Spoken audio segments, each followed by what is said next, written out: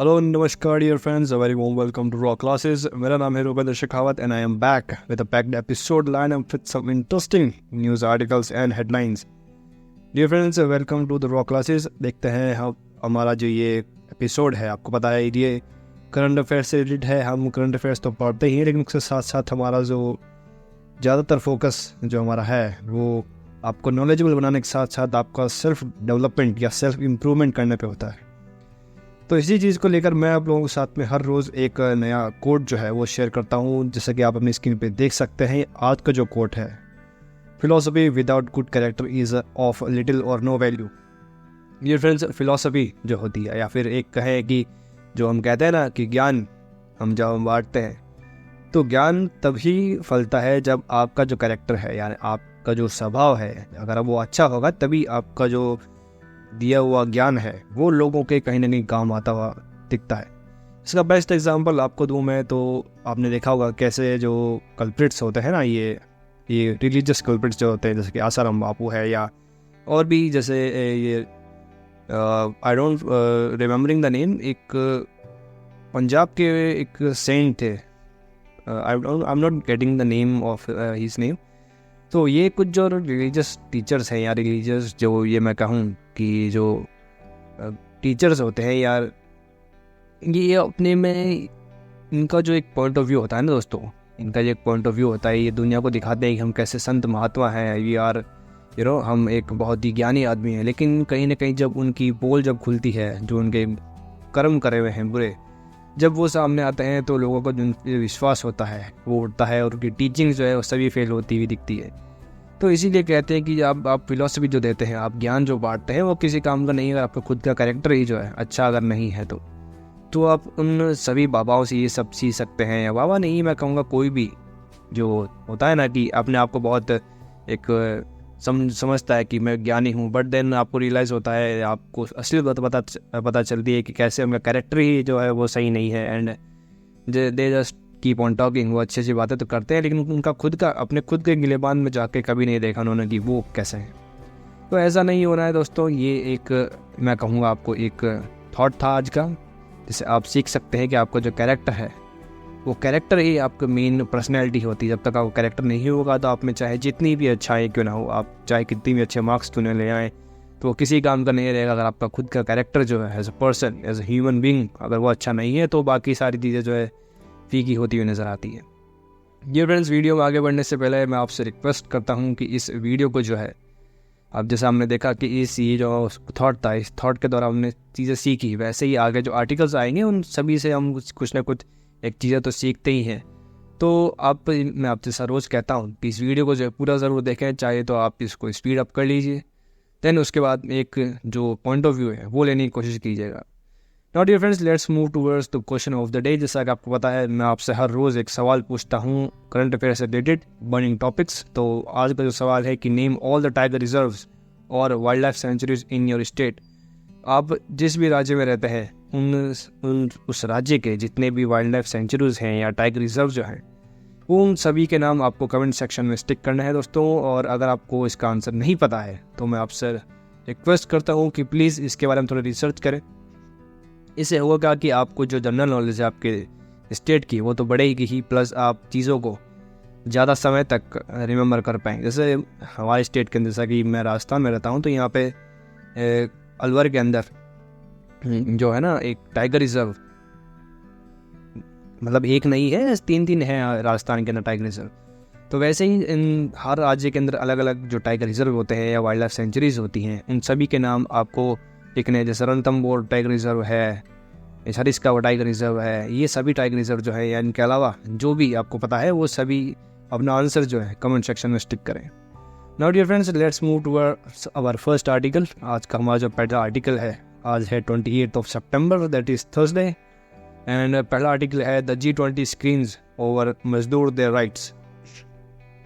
Dear friends, ये जो article है ये आज हम डिस्कस करेंगे कैसे G20 का सक्सेस। एक तरफ हम देखते हैं, हमने 2-3 दिन तक जो है इस G20 की जो सक्सेस स्टोरीज़ हैं वो देखी हैं कि कैसे वर्ल्ड लेवल पर डिसीजन लिए गए हैं। लेकिन कहीं ना कहीं एक जो छोटे लेवल पे जो चीज़ होती है ना, कि एक आपको सिर्फ अच्छा ही दिखती है, उसकी एक जो एक जो कहते हैं ना कि एक लो फेस्ड एरिया जो होता है वो कहीं ना कहीं छूट जाता है। तो उस आज छूटे हुए एरिया के बारे में बात करेंगे, कैसे जो लॉ लेबर है या फिर लेबर लॉज जो है उन पर ध्यान नहीं दिया गया as a G20 summit.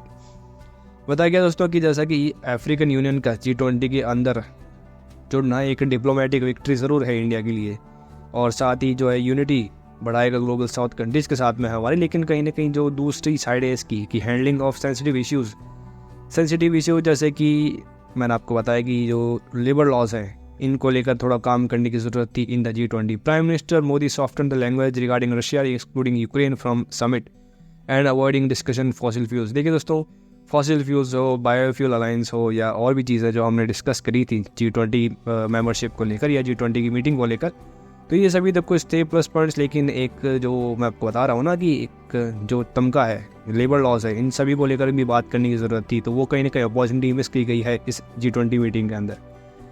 Opportunity miss despite hosting 2 meetings of the L20। जैसे G20 है ना दोस्तों, वैसे ही L20 एक ग्रुप है और इंडिया जो है उसका अभी एक लीडर है। India fail to prioritise worker right and welfare. जो वर्कर्स के जो राइट्स है या वेलफेयर है, इन सभी की बातों को लेकर या इन सभी के मुद्दों को उठाने में जो भारत का एक स्टांस है वो कहीं ना कहीं वीक नज़र होता हुआ आया था इस G20 के मीटिंग के अंदर। तो हमने इस रिस्पॉन्स क्या अब मैं कहूँ अपॉर्चुनिटी जो मिस करी है, इसको आगे डिस्कस करते हैं कि कैसे चीज़ों को और बढ़िया बनाया जा सकता था।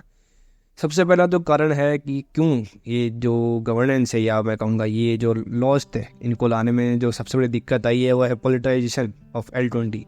जो L20 ग्रुप है दोस्तों वो हेड किया जाता है भारतीय मजदूर संघ, जो कि एक भारत का ही एक संघ है या अलायंस है। तो इसके जो मैं कहूँगा कि इसके जो संबंध है इंटरनेशनल ट्रेड यूनियन कॉन्फेडरेशन के साथ वो कुछ समय से ठीक नहीं चल रहे हैं, और इसके कारण जो है बॉयकॉट की गई थी इस मीटिंग को। जो L20 की मीटिंग होने वाली थी इसको कैंसिल कर दिया गया या फिर बॉयकॉट कर दिया गया because of tussle between the two parties. Exploitation of labour system, क्योंकि ज़रूरत है अभी, जैसे मैंने आपको बताया ना कि ऑल ओवर द वर्ल्ड जो एक्सप्लॉयटेशन है लेबर्स का वो कहीं ना कहीं हमको दिखाई देता हुआ नज़र आता है कि हम देखते हैं कि कैसे फोर्स्ड लेबर चल रहा है या फिर एक मैं कहूँ कि मॉडर्न डे स्लेवरी जो चल रही है। उन सभी चीज़ों को लेकर ख़त्म करने की ज़रूरत थी, लेकिन वो जो चांस था उन सभी चीज़ों को, इन सभी मुद्दों को आगे लाने का, वो चांस कहीं ना कहीं मिस हुआ है इस G20 मीटिंग के अंदर। Exploitation of labour such as including forced labour, modern day slavery and काफिला सिस्टम। जो अरब गल्फ एरियाज हैं, जैसे कि आपको पता है हमारे इंडिया से काफ़ी लेबर्स जो है शिफ्ट होते हैं towards gulf countries in the search of job. जो भी जॉब की सर्च के अंदर गल्फ कंट्रीज़ में हमारे भाई जो हैं जो नौकरी की तलाश में वहाँ जाते हैं, तो उनके साथ एक काफिला सिस्टम जो जुड़ जाता है। काफिला सिस्टम का मतलब यही है कि जो फोर्स लेबर होता है उसी को काफिला सिस्टम कहा जाता है गल्फ कंट्रीज़ के अंदर। Missed opportunities to make a difference, missed an opportunity to address critical worker concern such as job creation, decent working conditions, equal pay and the elimination of force labour and modern day slavery. ये कुछ ऐसे criteria से मैं कहूँगा कुछ ऐसे points थे जहाँ पे जो अपॉर्चुनिटी थी वो मिस की गई थी। जैसे जॉब क्रिएशन को लेकर बात करनी चाहिए थी, डिसेंट वर्किंग कंडीशंस को लेकर बात करनी चाहिए थी, इक्वल पे के बारे में बात होनी चाहिए थी, and elimination of force labour या फिर मॉडर्न डे जो स्लेवरी, इसको ख़त्म करने की जो सभी चीज़ें ये जो मैं बता रहा हूँ आपको, इन सभी चीज़ों को लेकर एक जो चांस था, एक अपॉर्चुनिटी थी G20 कंट्रीज़ के पास, तो इस चांस को मिस कहीं ना कहीं कर दिया है सभी कंट्रीज़ ने एक साथ। मैग्नीट्यूड ऑफ द प्रॉब्लम, देखिए दोस्तों जो प्रॉब्लम है ये तो बहुत एक बड़ी प्रॉब्लम है in all over the world. हम चाहे इंडिया की बात करें या इस वर्ल्ड के अंदर कोई भी देश कोई भी कंट्री हो, उन सभी का एक मेन कंसर्न तो यही रहता है कि जो उस कंट्री के जो लोग हैं वो जब दूसरे देश में शिफ्ट होते हैं काम करने के लिए, तो उनका जो काम करने का तरीका है वो एक सही तरीके से होना चाहिए, ना कि एक फोर्स लेबर कराना चाहिए उनसे, ना कि कोई स्लेवरी करानी चाहिए। India is the largest migrant sending country. जैसा कि आपको पता है हमारे देश से हर साल लाखों या मैं कहूँ करोड़ों लोग जो है जॉब की सर्च में शिफ्ट होते हैं towards other countries with millions on working exploitation conditions both in Arab Gulf countries and within India itself। देखिए तो न कि सिर्फ अरब कंट्रीज़ के अंदर बल्कि इंडिया के अंदर भी जो है ये हम कहते हैं ना कि एक वर्कर्स एक्सप्लॉयटेशन जो होता है, उन सभी चीज़ों को लेकर जो प्रॉब्लम है वो कहीं ना कहीं हर देश में बढ़ती जा रही है। चाहे हमारे देश के लोग बाहर जाके काम करें या हमारे देश के लोग हमारे ही देश में जब काम कर रहे हैं, तो हम देखते हैं कि कैसे उनके ऊपर अत्याचार जो है वो कहीं ना कहीं बढ़ते हुए नज़र आते हैं। हम देखते हैं कि इक्वल पे की जब बात आती है तो वो नहीं हो पाता है। जो आपने देखा है ना कि कैसे पटाखे की जो फैक्ट्रीज होती हैं, न कि सिर्फ पटाखे की बल्कि जो अदर फैक्ट्रीज भी होती हैं जहाँ की चीप लेबर मिल जाता है, तो वहाँ पे क्या होता है कि छोटे छोटे बच्चों को, औरतों को बहुत ही कम वेजेस पे जब रखा जाता है तो एक वो तरीके का एक फोर्स लेबर ही है। आगे देखेंगे फोर्स लेबर की जो डेफिनेशन है उसका मतलब क्या है। फोर्स लेबर का मतलब होता है दोस्तों कि ऐसा काम जिसके अंदर इंडिविजुअल से जो है काम कराया जाए under the threat of penalties contrary to their voluntary consent as denied by the International Labour Organization. ILO International Labour Organization जो है उसके द्वारा जो एक डेफिनेशन दी गई है वो ये है कि किसी से भी या किसी इंडिविजुअल से अंडर द थ्रेट, किसी डर के नीचे उससे काम करवाना, तो ये एक फोर्स लेबर की कैटेगरी के अंदर आता है दोस्तों।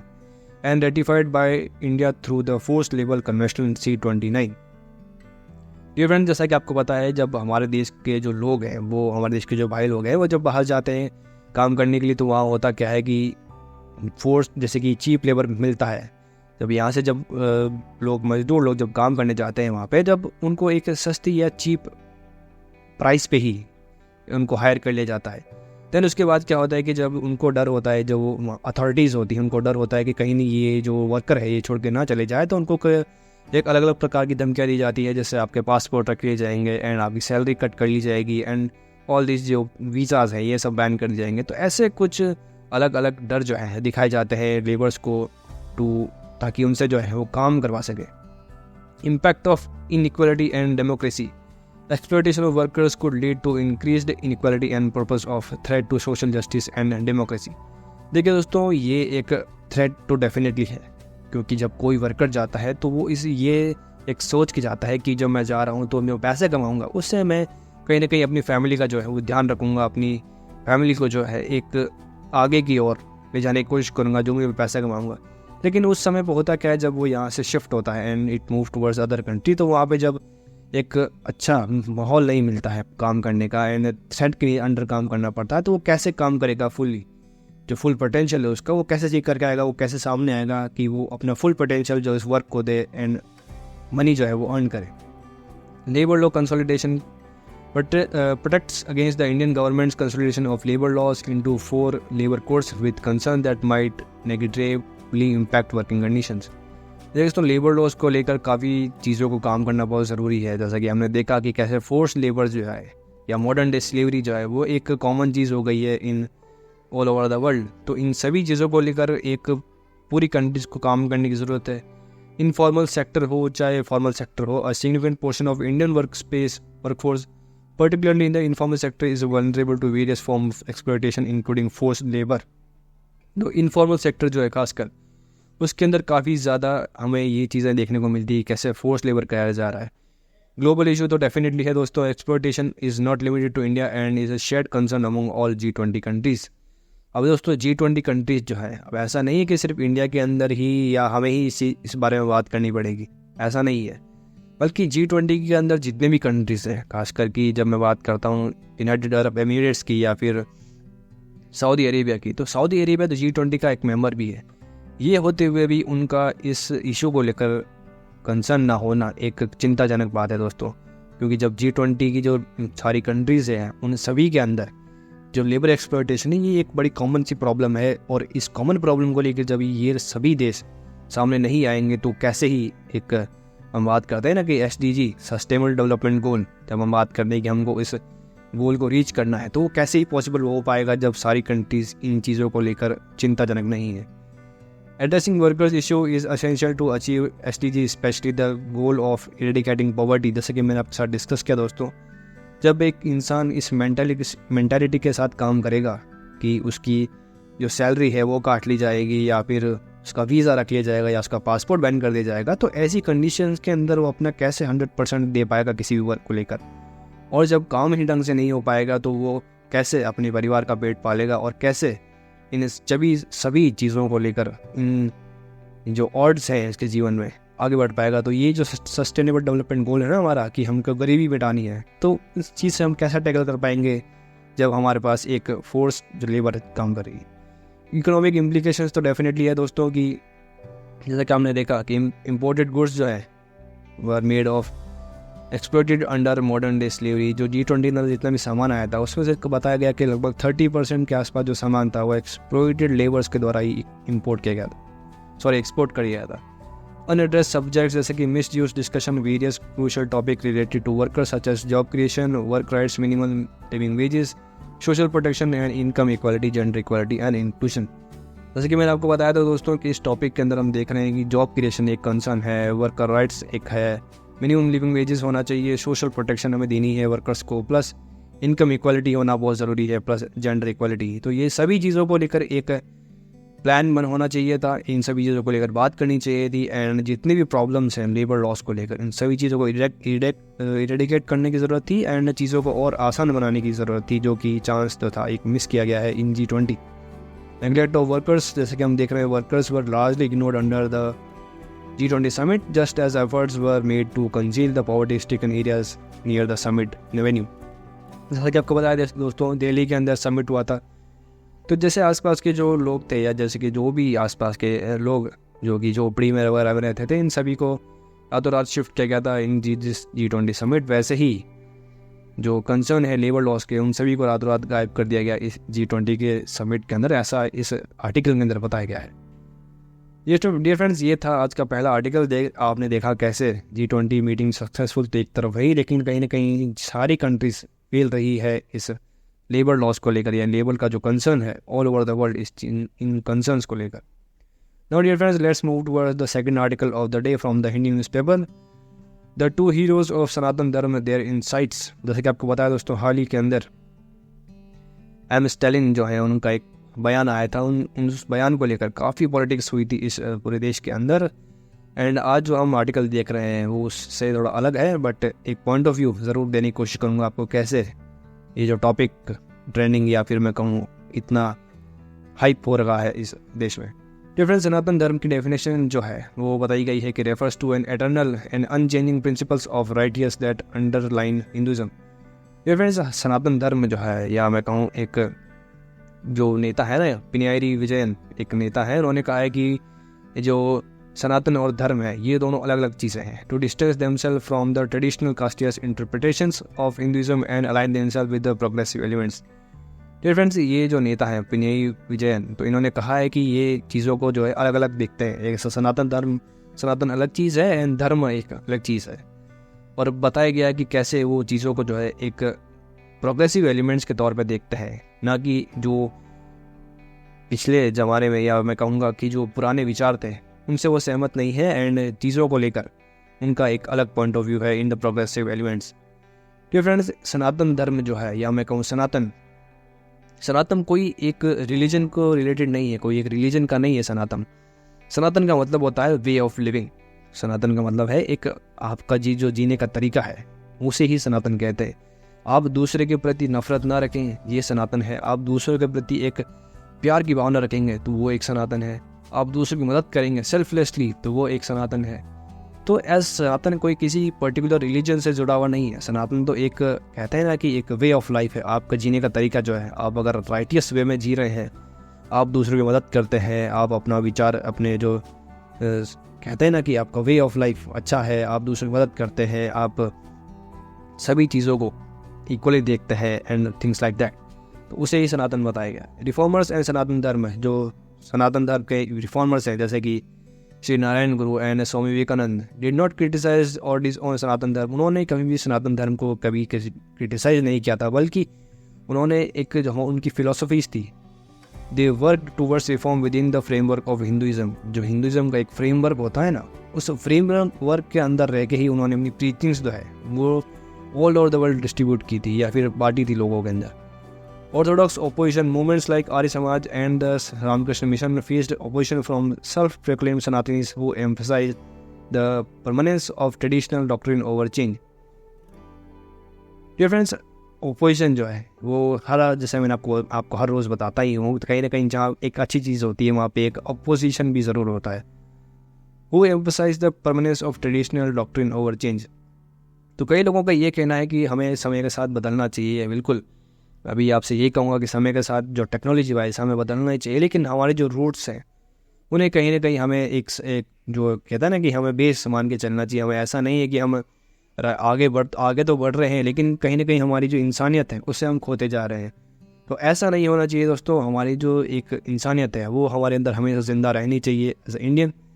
एंड आपको एक एग्जांपल देता हूँ, इससे रिलेटेड आपको समझ में आएगा इस चीज़ से कि आप आई डोंट नो कि आप में कितने लोग इस चीज़ से एग्री करेंगे, बट आपने देखा होगा आजकल जो फैशन है वो है कि देखते हैं कि हमारे जो घुटने के ऊपर कट्स लगे हुए होते हैं, एंड कई यंगस्टर्स जो होते हैं आजकल ऊपर के 2 बटन्स ओपन रखते हैं। तो it is not like that. ये फैशन नहीं है दोस्तों। ये एक मैं आपको बताऊं कि कहते हैं ना कि हमारे राजस्थान के अंदर एक कहावत है कि न्यू जनरेशन ऐसा। कहने का मतलब ये है कि हम कहते तो ये फैशन है, लेकिन ये कैसी फैशन है जहाँ हम फटे हुए कपड़े पहन। ये फ्रेंड्स ये एक अलग बात थी, बट हम कहते हैं ना कि ऊपर से 2 बटन खुले हुए हैं एंड थिंग्स लाइक दैट। तो ये सब चीज़ें एक बदरशादी कैसे हम कह तो देते हैं चीज़ को कि ये फैशन है फटी हुई जीन्स, लेकिन एक फटे हुए कपड़े पहना एक कहाँ से एक वो फैशन मतलब मन भी है, लेकिन एक जो सभ्य समाज के जो लोग हैं वो इन सभी चीज़ों को एक्सेप्ट नहीं करते। दरअसल ये एक अलग चीज़ थी जो मैंने आपके साथ डिस्कस करी, बट कहीं ना कहीं जो हमारे ऑर्थोडॉक्स जो कहते हैं ना कि पुराने विचार, ये आज भी कहीं ना कहीं एक हमको बांध के एक साथ रखते हैं। एंड हम चीज़ों को जो है एक लाइन या एक अलाइन वे में रखने की कोशिश की जाती है इन पुराने ऑर्थोडॉक्स तरीक़ों से। हाँ, हम बिल्कुल 21st सेंचुरी में है, हमें टेक्नोलॉजी इवॉल्व करना चाहिए, लेकिन हमारे जो संस्कार एज ए ह्यूमन वो अभी भी इन सभी चीज़ों को साथ लेके चलने के होने चाहिए। स्वामी विवेकानंद की जो शिकागो स्पीच थी उन्होंने बताया था कि कैसे eternal religion that evolves to address problems of life, कि कैसे सनातन धर्म जो है एक इटर्नल रिलीजन है जो कि इवॉल्व करता है with the time to address problems of life and death. जो लाइफ की जो प्रॉब्लम्स है इन सभी को, जितनी भी प्रॉब्लम्स आती है विद टाइम, इन सभी का चिंतन करके और उन चीज़ों को या उन प्रॉब्लम्स को इरेडिकेट करना या ख़त्म करना, यही एक सनातन धर्म है। Solution to life challenges as the essence of Sanatan Dharma. ये फ्रेंड्स सुब्रमण्य भारती जो है,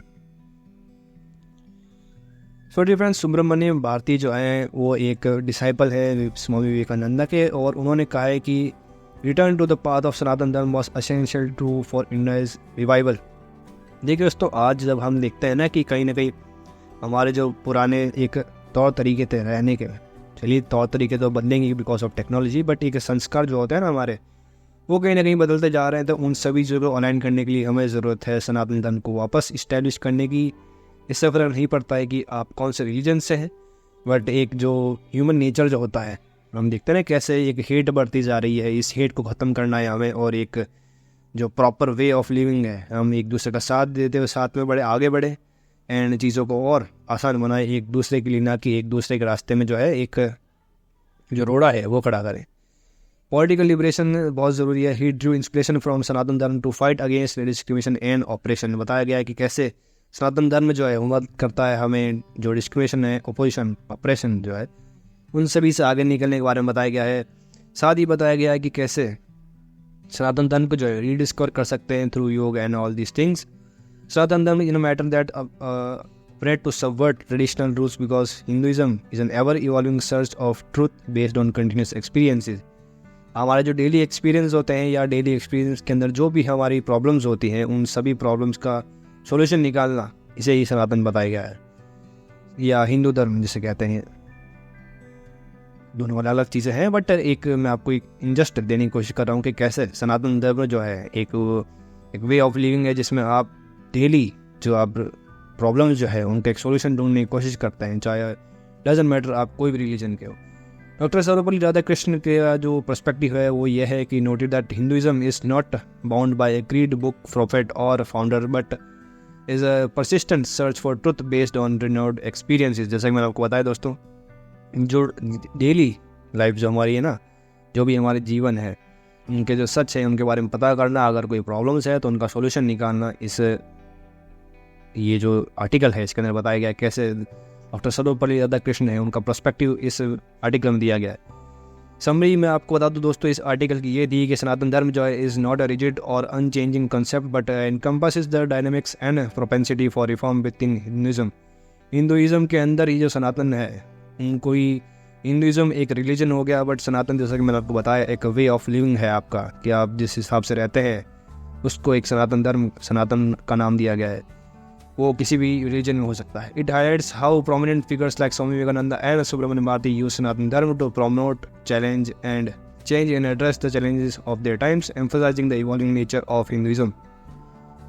जो सनातन धर्म के प्रोमोटर्स थे जैसे कि स्वामी विवेकानंद और सुब्रमण्यम भारती, इन्होंने बताया गया कि कैसे विद टाइम जो है चीज़ों को इवॉल्व करने की ज़रूरत है इन द हिंदुइज्म। तो डिफरेंस ये था आज का सेकंड आर्टिकल। आई होप आपको चीज़ें आसान लगी होगी। Now move towards the headlines.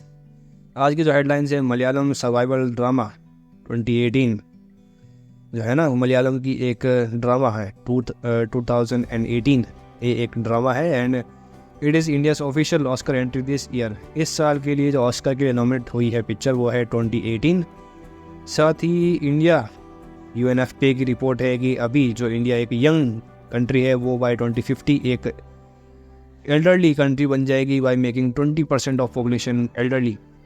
कहने का मतलब ये है कि 2050 तक जो भारत की पॉपुलेशन है वो 20% तक जो लोग होंगे वो एक एल्डरली पॉपुलेशन होगी। साथ ही के अंदर भारतीय नौसेना वो लॉन्च करेगी स्वावलंबन 2.0 नेक्स्ट वीक।